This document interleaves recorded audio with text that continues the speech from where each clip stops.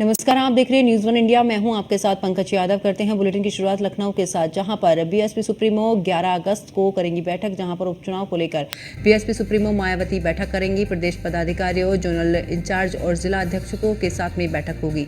विधानसभा उपचुनाव को लेकर रणनीति पर करेगी खुलासा। फूलपुर विधानसभा सीट पर भी चुनाव शिववरण पासी को बनाया गया है प्रभारी, जहां पर जोनल इंचार्जों से उपचुनाव के लिए मांगा था उम्मीदवारों का पैनल, और मायावती ने बुधवार कमेटियों के गठन का भी निर्देश दिया है।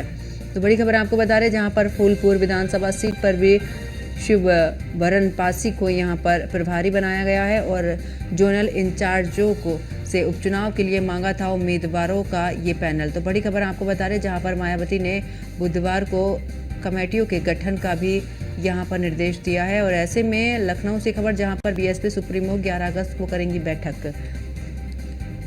तो इस वक्त की बड़ी खबर आपको बता रहे, जहां पर उपचुनाव को लेकर बीएसपी सुप्रीमो मायावती बैठक करेंगी। और ऐसे में आपको बता दें कि प्रदेश पदाधिकारी, जोनल इंचार्ज और जिला अध्यक्ष के साथ में यहां पर बैठक भी होगी।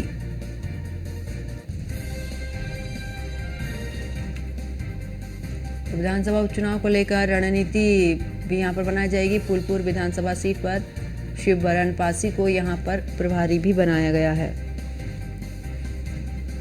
तो जोनल इंचार्जों से उपचुनाव के लिए मांगा था उम्मीदवारों का ये पूरा पैनल।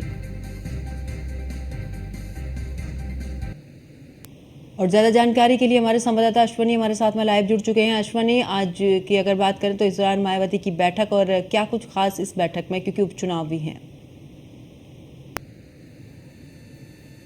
बिल्कुल 11 तारीख को आज जो है बसपा सुप्रीमो मायावती बैठक करने जा रही है। बैठक इसलिए महत्वपूर्ण है क्योंकि पहली बार बसपा जो है उपचुनाव में शिरकत करने जा रही है, उस चुनाव लड़ने जा रही है। दूसरी तरफ कहीं ना कहीं उसको लेकर के मंथन का दौर शुरू होगा, और इस बैठक में तमाम जो प्रदेश के पदाधिकारी हैं, साथ ही साथ जोनल इंचार्ज है, जिला अध्यक्ष है, उन सभी को बुलाया गया और रणनीति तय की जाएगी कि आखिर उपचुनाव कैसे लड़ा जाए, जिससे बसपा की नैया पार हो जाए। क्योंकि वर्तमान समय की बात करें तो बसपा का मात्र एक विधायक है, और ऐसे में कहीं ना कहीं बसपा को अपनी ताकत, अपने अस्तित्व को बचाने के लिए जो है कम से कम 4 से 5 सीटें जीतने की जरूरत है। तो कहीं ना कहीं उसको लेकर के मंथन होगा। मंथन में मायावती अपना मंत्र देंगे किस तरीके से चुनाव लड़ना है, कौन कौन से मुद्दे हैं जिनको बसपा के कैंडिडेट्स को, कैडर को उठाना है, जनता के बीच कैसे जाना है, कैसे संवाद करना है, कैंडिडेट को कैसे जो है कैंडिडेट कौन कौन से होंगे, किस तरह से जो है जनता से बात करके के कन्विंस करना है कि बसपा उनके लिए बेहतर होगी। तो निश्चित तौर पर कहीं ना कहीं बेहद ही महत्वपूर्ण बैठक है, क्योंकि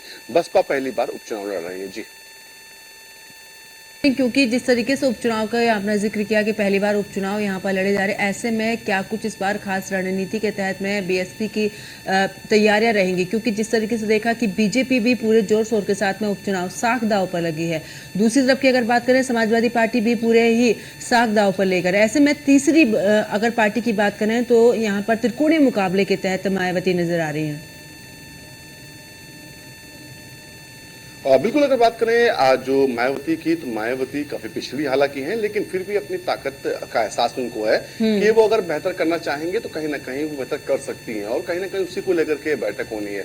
हालांकि बसपा और भाजपा की बात करें तो कहीं ना कहीं अस्तित्व की लड़ाई है, क्योंकि दोनों ओर से लगातार बयानबाजी हो रही है, और ऐसे में अगर एक पार्टी सीट कम जीतती है तो निश्चित तौर पर कहीं ना कहीं सवाल खड़े होंगे। ये कब माना जाएगा कि जनता का भरोसा उस पार्टी पे नहीं। तो ऐसे में कहीं ना कहीं दोनों पार्टियां ताकत जोड़ रही है, और त्रिकोणीय श्रृंखला बनाने के लिए इस बार मायावती भी इस उपचुनाव में कूदी हैं। हालांकि तमाम समाजवादी की पार्टी के लीडर से बात करें तो आप वो कहेंगे कि ये वोट काटने का काम मायावती करने वाली हैं, और कहीं ना कहीं भाजपा को फायदा पहुंचाने। हालांकि बातें अलग अलग हैं, चीजें अलग अलग हैं, तमाम मुंह है, तमाम बातें होती है। सपा लगातार यही कह रही है कि बसपा के जो कैंडिडेट उतारे जाएंगे वो कहीं ना कहीं भाजपा तय करेगी। तो ऐसे में कहीं ना कहीं सवाल भी खड़े होते हैं, क्या वाकई में ऐसा होने वाला है, या वाकई में जो बसपा है वो अपने अस्तित्व को बचाने की लड़ाई लड़ रही है। क्योंकि इस समय वर्तमान स्थिति उत्तर प्रदेश में बसपा की बहुत बेहद ही खराब है। ये विधानसभा में एक, लोकसभा का एक भी कैंडिडेट नहीं, तो वो माफ कीजिएगा, लोकसभा का लोकसभा में एक भी कोई भी इनका कैंडिडेट नहीं है। तो ऐसे में कहीं ना कहीं सवाल खड़े होते हैं कि आखिर में बसपा चाह क्या रही, क्या वाकई में वो अपने आप को फिर से तैयार करना चाह रही है, या सिर्फ राजनीति करके दूसरी पार्टी को फायदा पहुंचाना चाहती है। निश्चित तौर पर कहीं ना कहीं ये बैठक जो होगी, बैठक काफी महत्वपूर्ण है चुनावी लिहाज से। जी बिल्कुल, चलिए, बहुत बहुत शुक्रिया अश्विनी हमारे साथ जुड़ने के लिए, तमाम जानकारी साझा करने के लिए।